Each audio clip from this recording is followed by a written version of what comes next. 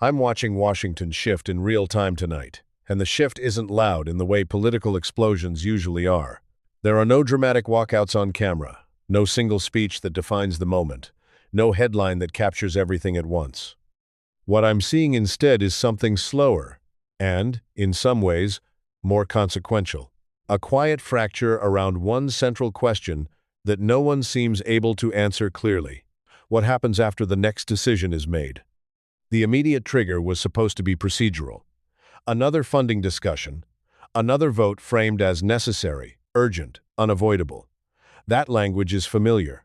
Washington runs on urgency. But the reaction this time felt different. Lawmakers left briefings, not arguing over whether support should continue, but over whether anyone could explain where it leads. That distinction is subtle, but it changes everything. Continuing a policy is easy to defend. Continuing without a defined endpoint is much harder. What I'm hearing from officials tonight is not panic, it's hesitation. And hesitation inside a system built on projecting certainty becomes visible very quickly. Messaging is tightening, statements are getting shorter, timelines are getting vaguer. When policymakers stop describing outcomes and start describing processes, it usually means the debate has moved behind the scenes. The pressure is coming from multiple directions at once. Fiscal concerns are colliding with strategic arguments. Election timelines are colliding with geopolitical timelines. Domestic politics moves in cycles measured in months. International conflicts move in cycles measured in years. Trying to align those two clocks is one of the hardest things governments attempt, and right now the mismatch is obvious. I'm seeing lawmakers who supported earlier decisions now asking procedural questions that sound technical but are fundamentally political. How long does this continue? What defines success? What triggers a shift? Those questions don't signal opposition. They signal uncertainty. And uncertainty spreads faster than disagreement because it forces every actor to create their own interpretation of events. Inside the administration, the language reflects that shift. Officials are emphasizing stability, continuity, coordination. Those are words used when leaders want to slow momentum without appearing to change direction. It's a balancing act. Reassure allies, manage domestic debate, avoid signaling weakness. Doing all three at the same time is extraordinarily difficult, especially in an election year when every sentence is analyzed for political meaning. Allies are watching closely, not because they expect immediate change, but because they're measuring consistency. International relationships rely less on individual decisions than on patterns. When partners begin asking whether a pattern still exists, that alone alters behavior. I'm hearing that contingency planning is accelerating, not as a rejection of cooperation, but as insurance against unpredictability. That distinction matters. Insurance doesn't replace partnerships. It reflects doubt about their durability. Markets respond to that kind of doubt in a specific way. Not dramatic collapse, not immediate panic, but gradual repricing of risk. Investors don't need policy reversal to adjust expectations. They only need evidence that consensus is weakening, and consensus tonight looks thinner than it did even a few weeks ago. The debate inside Congress is no longer about a single package or a single vote. It's about sequencing what comes first, what follows, what conditions trigger the next phase. Sequencing is where strategy becomes visible. When sequencing is unclear, every decision looks temporary. Temporary decisions accumulate, and eventually the accumulation itself becomes the story. What stands out most is how quickly the conversation shifted from justification to trajectory. Earlier debates focused on why actions were necessary. Now the focus is on where those actions lead. That shift doesn't mean policy failure. It means policymakers have reached the point where continuation requires a narrative about the future, not just arguments about the present. I'm hearing frustration from lawmakers who feel they're being asked to approve direction without visibility. That frustration exists across ideological lines, which makes it more significant. When criticism comes from predictable opponents, systems absorb it easily. When questions come from supporters, the signal is harder to dismiss because it suggests internal recalibration rather than external pressure. The administration's response so far has been to emphasize flexibility. Flexibility sounds pragmatic, but it can also signal that long-term planning remains unsettled. The challenge is that flexibility reassures some audiences while worrying others. Allies may interpret flexibility as adaptability. Domestic critics may interpret it as indecision. Managing those competing interpretations is now a central task. Election dynamics amplify everything. Policies that might unfold gradually in other years become compressed into campaign cycles. Messaging replaces nuance. Trade-offs become liabilities. The closer a decision moves to an election, the harder it becomes to adjust without appearing to reverse course. That creates inertia, even when reassessment might be strategically useful. I'm seeing signs that policymakers understand this tension but haven't resolved it. Briefings are more frequent. Coordination language is more prominent. But clarity about end states remains limited. That gap-high activity, low visibility, is exactly where political narratives begin to diverge from policy realities. International partners are responding in predictable ways. They're not abandoning cooperation. They're diversifying assumptions. Diversification is one of the most important signals in diplomacy because it reflects a shift from reliance to hedging. Hedging doesn't mean distrust. It means uncertainty has reached a level where contingency becomes rational. The real story may not be any single vote or statement.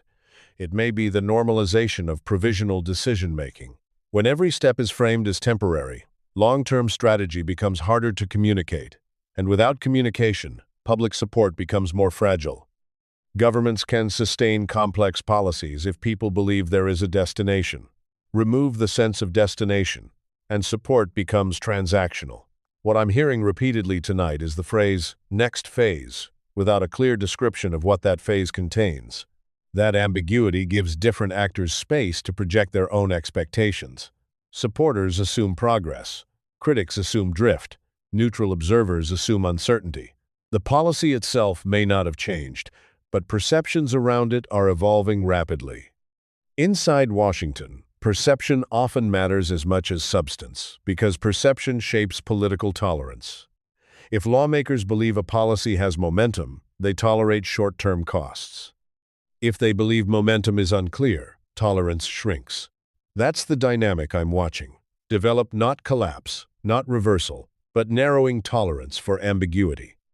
The administration appears focused on preserving coalition unity, which suggests leaders view fragmentation as the primary risk. Coalition management requires constant reassurance, and reassurance requires information. The difficulty is that providing detailed information can expose disagreements that leaders would prefer to manage privately. So communication becomes carefully calibrated, sometimes at the expense of clarity. There's also a broader shift happening beneath the immediate debate. Foreign policy decisions are increasingly filtered through domestic economic narratives. Voters don't separate international commitments from local impact. Lawmakers know that, which is why arguments are framed less around geopolitical necessity and more around tangible outcomes.